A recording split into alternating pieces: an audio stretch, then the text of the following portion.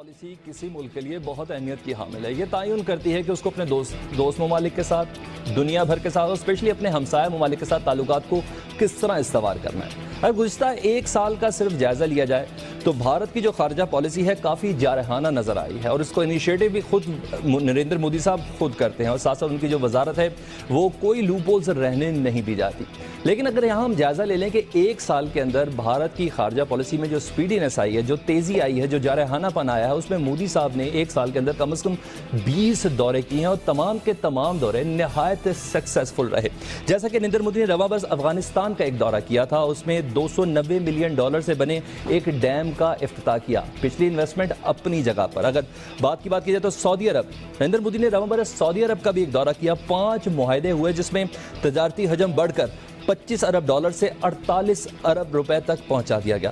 بھارت سعودی عرب کے تیل کا ایک بڑا خریدار بھی ہے, اور ساتھ ساتھ سعودی عرب نے بھی کوئی کسر نہیں چھوڑی. 12 اعزازات سے نوازا گیا. اعلیٰ ترین سول ایوارڈ بھی مودی صاحب کو ملا ہے. نریندر مودی نے رواں برس ایران کا بھی ایک دورہ کیا. اگین ہمارا نیبر ہے, ہمارا ہمسایہ ایران, جس کا دورہ کیا نریندر مودی نے. سینکڑوں ملین ڈالرز کے 12 منصوبے اور $50 کروڑ تک کی خود سے سرمایہ کاری کا اعادہ بھی نریندر مودی صاحب نے کیا. یعنی ایک اور کامیاب ترین دورہ تھا.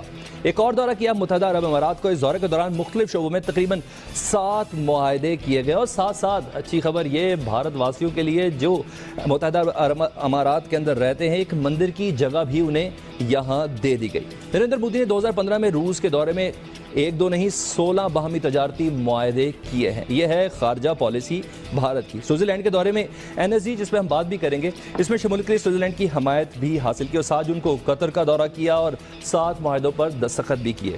یہ وہ ممالک ہیں جو بھی موجودہ دور میں ہمارے دوست بھی ہیں, اور ماضی کے اندر کہا جاتا تھا کہ یہ ہمارے دیرینہ دوست ہیں.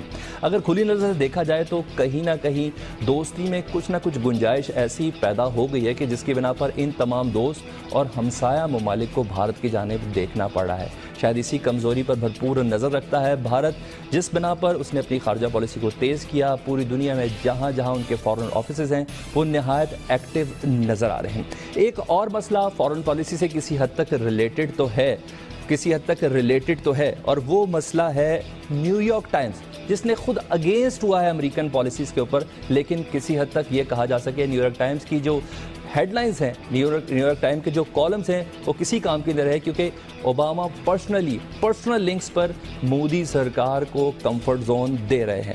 نیو یارک ٹائم لکھتا ہے کہ ہندوستان نیوکلیئر سرپرائز گروپ کے معیار پر پورا نہیں اترتا. مزید نیو یارک ٹائم نے یہ لکھا کہ امریکی صدر براک اوباما ہندوستان کی گروپ میں شمولیت کے حامی ہیں ذاتی طور پر. اس حوالے سے ذاتی طور پر وہ لابنگ بھی کر رہے ہیں. اگر ہندوستان کسی طرح گروپ کا رکن بن بھی جاتا ہے تو پاکستان کو اس کا رکن بننے سے روک سکتا ہے. یہ حقیقت ہے, اس میں کوئی شک بھی نہیں ہے. ساتھ ساتھ ماضی کی بھی ایک مثال دی نیو یارک ٹائمز نے کہ امریکہ کئی سالوں سے ہندوستان کے نیوکلیئر پروگرام کے حوالے سے قوانین کو تبدیل بھی کرتا رہا ہے تاکہ ہندوستان اور امریکی تعاون جاری رہ سکے, جس کا مقصد خطے میں تیزی سے بڑھتے چینی اثر و رسوخ کو روکنا ہے.